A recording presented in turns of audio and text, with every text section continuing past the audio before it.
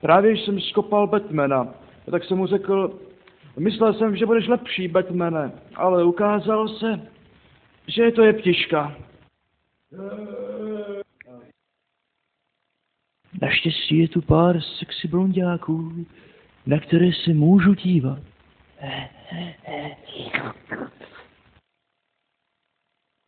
Líbí se ti ta sexy halenka, chlapečku? Taky by si mohl jedno koupit, chlapečku. Myslím, že by ti pěkně sedla.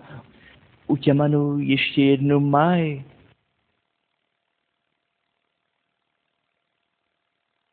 No nic, trochu jsem odběhl. Doufám, že někteří z vás si nemyslí, že si tady můžou zapisovat návrhy na vaše porno povídky.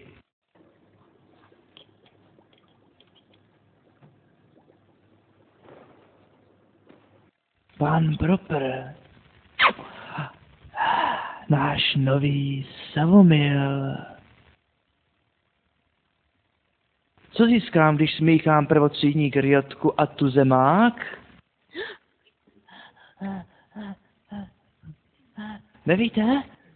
Tak něco ostřejšího. Kde byste hledal, kdybych vás požádal, abyste našel denaturák?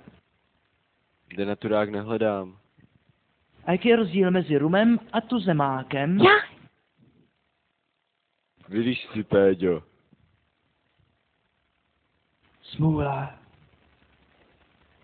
Hygiena zjevně není všechno.